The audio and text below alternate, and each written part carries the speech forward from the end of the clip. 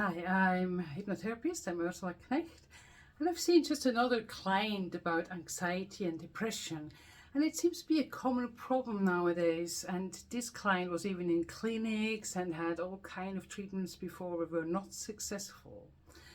And why do I think that hypnotherapy could be the answer also for this client and perhaps for many other people if you're more aware of what's actually happening in the brain, if you understand a bit more how the brain, how the subconscious mind works, and how it can be positively influenced with hypnotherapy in an easy, effortless way, and how hypnotherapy can be the solution for so many problems we have nowadays, also for chronic pain, but that's another chapter.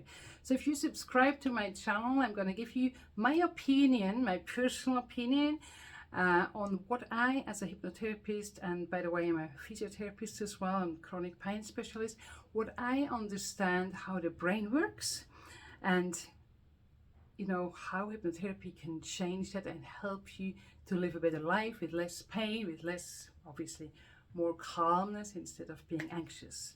Okay, now let's start today with the problem of anxiety and why this is actually quite a normal thing. So anxiety, we all used to be gatherers and hunters. That's our genetics. So our genetics are not to sit behind the desk and then get stressed from sitting behind the desk. There's no obvious fear, isn't there? So there's nobody gonna kill us sitting behind the desk, at least not normally. And there's no bear coming in or a snake, usually also not around the corner.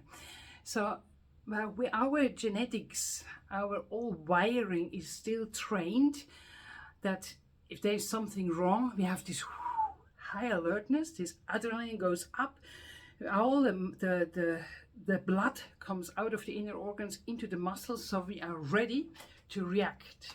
So we can, fight, flight, run away, or we freeze. So that's the common reactions we have. So with a snake, it's better to freeze, yeah? You don't want to run away from a snake. If you freeze by a snake, the freeze usually slithers away and that's done. With a bear, you probably rather want to fight. With a person that comes again, you want to fight. Depending on what's coming, if there's a fire coming, you want to run away, yeah? So we are trained to survival. So anxiety is just a big, in my opinion, a big word. And if you keep on holding on that word, it's going to keep on being a problem. If you see it, it is a normal reaction. It is an overreaction to certain triggers. But genetically, it's something that actually helped us to survive. And that's the thing. The subconscious mind has two main functions. It wants to help you avoid pain, wants to keep you safe. Like we said before, in this fear situation, wants to run away, freeze with a snake, or fight with a bear, yeah? But we are not in this situation anymore, so now we have to learn to react differently to it. And also, often this anxiety is this big emotion to something really small. And it is because there's a wiring wrong in the brain.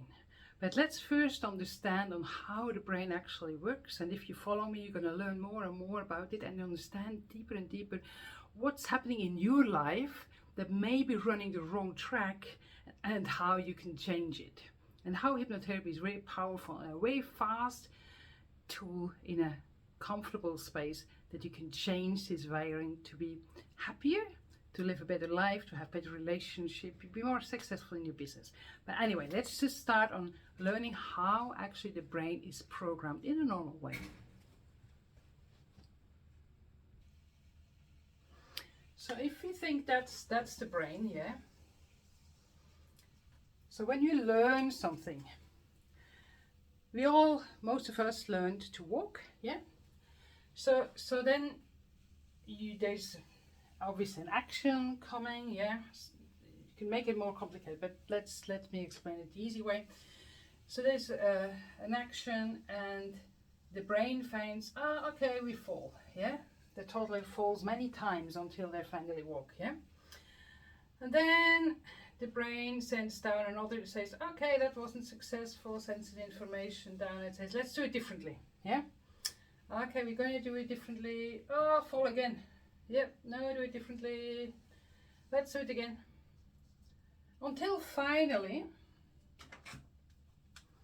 after I don't know how many times a toddler falls, and so far no parent ever told a toddler to stop trying to walk, even if they hurt their hands, their wrists, their bottom, their knees, whatever it is, they still keep on going, don't they? So you don't want to say, oh, you failed already 10 times today, it's just stop trying. No, we keep on going. Toddlers keep on going. And why do we stop keep on going as adults? Why keep on going when you fail 2 times? 2 times failing is nothing, yeah? Okay, but let's go back to that. Okay, eventually, toddlers and little kids figure out that's the way to walk.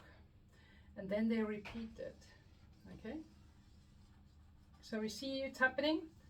So while you repeat constantly, it doesn't matter what it is, what is kind of a program, but the more you repeat the program, the deeper wired it is in your brain. So now you have many positive, beneficial programs. So when you're standing up, you just walk. Yeah, you don't think, okay, how do I get the balance on one leg? And now I have to put one leg in front of the other. I'm a physiotherapist as well, so I know how to train somebody to walk, and it's quite a complex thing actually.